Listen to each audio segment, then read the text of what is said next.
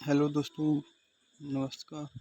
आज हम 10 अगस्त को जो भी क्वेश्चन हुए थे आरआरबी ग्रुप डी के, उनको 30% जो साइंस के करंट अफेयर के जो आए थे उनको देखते हैं। ठीक है, पहला क्वेश्चन देखते हैं।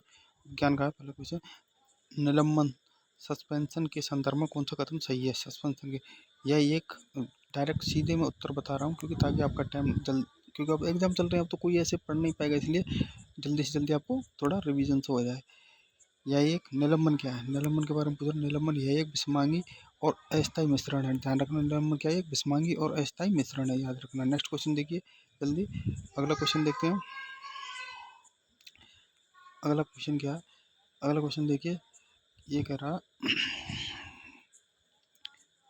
निम्नलिखित में से कौन सा एक कार्बनिक यौगिक है? निम्नलिखित कौन सा कार्बनिक यौगिक ऑर्गेनिक कंपाउंड कौन सा है?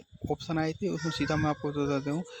क्लोरोमेथेन, क्लोरोमेथेन और मीथेन। ठीक है, मीथेन गैस और क्लोरोमेथेन ये कार्बनिक यौगिक है। कार्बन, और जैसे आपको कार्बनिक यौगिक पहचानने, तो आपको कार्बनिक यौगिक पहचानने की एक सीधी सी बात बता देता हूँ। हालांकि जानते होंगे आप लोग, पर मैं फिर भी बता देता हूँ। कार्बनिक यौगिक पहचानने की बात है, अगर इसमें जिसमें सी हो, यानी कि सी दिख रहा हो, तो ये समझ लेना कार्बनिक यौगिक है। ठीक है, याद रखना ये चीज़, जिसमें सी दिख जाए यानी कि वो कार्बनिक यौगिक है।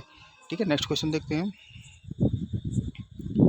नेक्स्ट क्वेश्चन है, देखिए, उदासीनीकरण अभिक्रिया में क्या उत्पाद बनता है? उदासीनीकरण अभिक्रिया में क्या उत्पाद बनता है? याद रखना, उदासीनीकरण अभिक्रिया में एक तो सॉल्ट बनता है, लवण और एक वाटर, लवण और जल, लवण और जल उदासीनीकरण अभिक्रिया में बनते हैं। ध्यान रखना। नेक्स्ट क्वेश्चन देखिए, कमरे के तापमान पर ऐसी कौन सी धातु है जो द्रव अवस्था में पाई जाती है? ऐसी कौन सी धातु है जो कमरे के ताप पर द्रव अवस्था में पाई जाती है?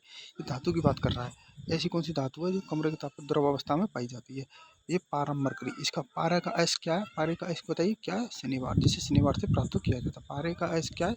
शनिवार। अब मैं आपको एक क्वेश्चन बता देता हूँ। ऐसी कौन सी धातु है, आप बताइए, ऐसी कौन सी धातु है, धातु जो कमरे के ताप द्रव अवस्था में पाई जाती है? ये इसमें पूछा क्या है? धातु। अब शायद हो सकता है आपके क्वेश्चन एग्जाम में ये पूछ ले। नेक्स्ट, अधातु बताइए जो कमरे के ताप द्रव अवस्था में पाई जाती है, तो उसका नाम वो है ब्रोमीन। याद रखना, कौन सी धातु? ब्रोमीन भी है। ठीक है, याद रखना, कमरे के ताप पर द्रव अवस्था में पाई जाती है अधातु। ठीक है, नेक्स्ट क्वेश्चन देखिए, विद्युत इलेक्ट्रिसिटी का सबसे अच्छा स्वचालक कौन सा तत्व? सबसे अच्छा स्वचालक कौन सा? सिल्वर, चांदी। ऑप्शन में आएगा चांदी। ठीक है, नेक्स्ट क्वेश्चन देखिए,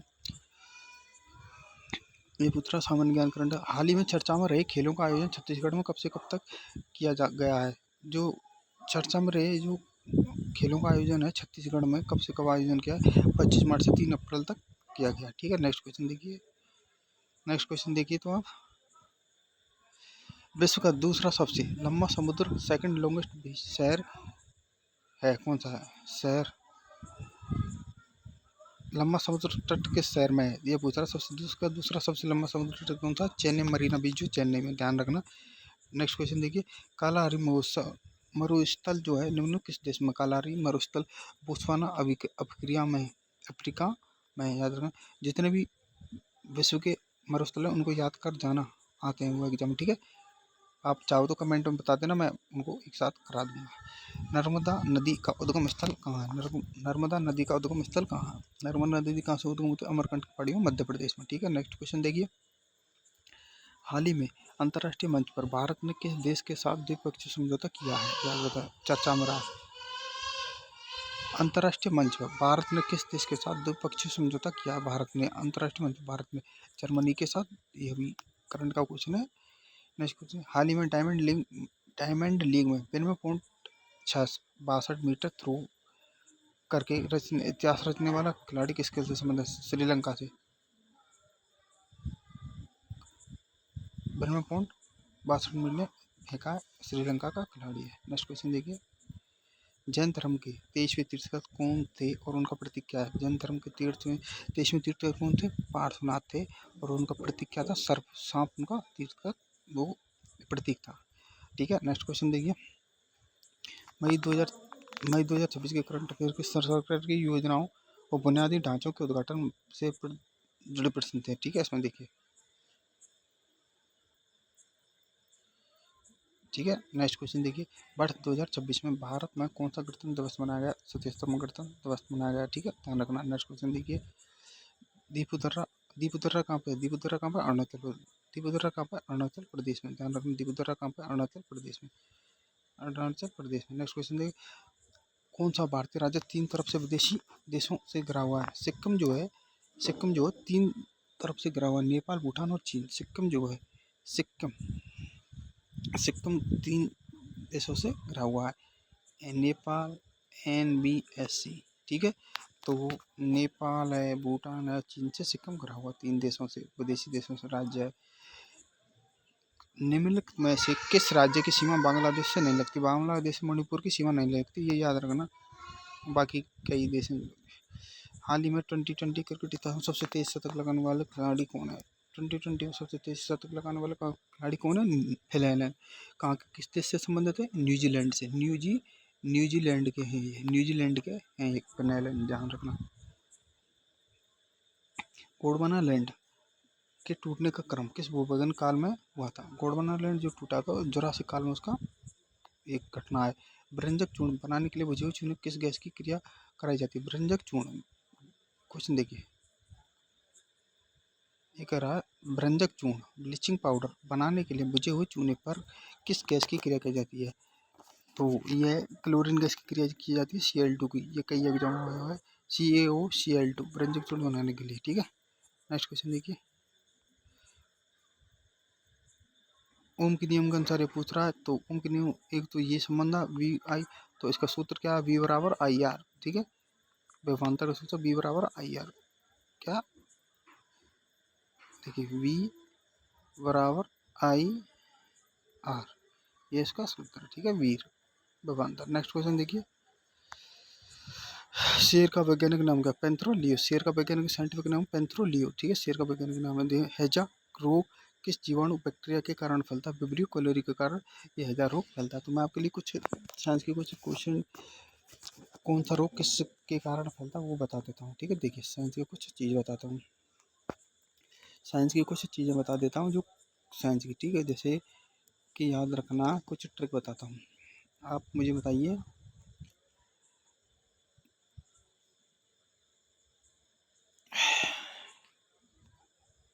मैं आपको कुछ रोग हैं जो कि किस किस के कारण फैलते हैं उसकी थोड़ी सी छोटी सी ट्रिक बता देता हूँ। जैसे कि पढ़ी होगी आपने सबने, जैसे कि बैक्टीरिया से कौन कौन से रोग होते हैं? जैसे कि पंडित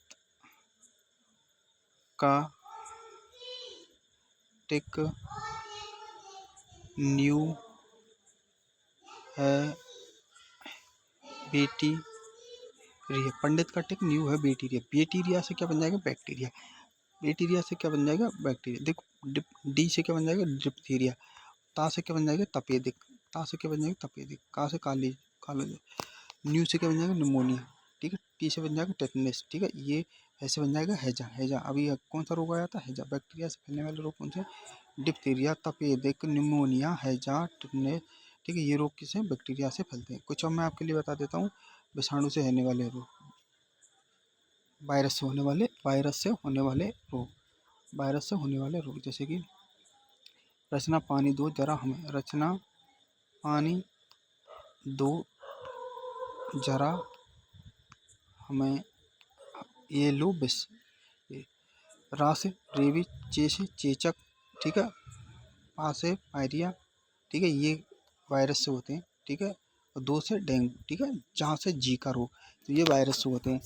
इसमें दिख नहीं रहा है तो मैं बताता हूँ। और नेक्स्ट और बता देता हूँ आपके लिए, और मैं बता देता हूँ, जैसे आपको प्रोटोजोआ से होने वाले रोग, प्रोटोजोआ से होने वाले रोग,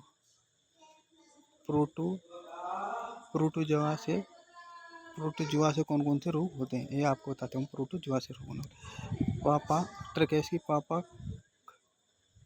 काम पर सोते हैं, काम पर सोते हैं, ये मैं आगे बताता हूँ। पापा पा से पायरिया, पापा काम से काला ज्वर, काली खांसी, माँ से मलेरिया, ठीक है। सोते हैं, सा से पर सोते हैं, सो से सोने की बीमारी, ये सब किससे होते हैं? प्रोटोजोआ से होते हैं, ठीक है ना। इनको देख जाने एक बार, और मैं इनकी मेरी शॉर्ट के रूप में इनकी ट्रिक डाल दूंगा, ठीक है।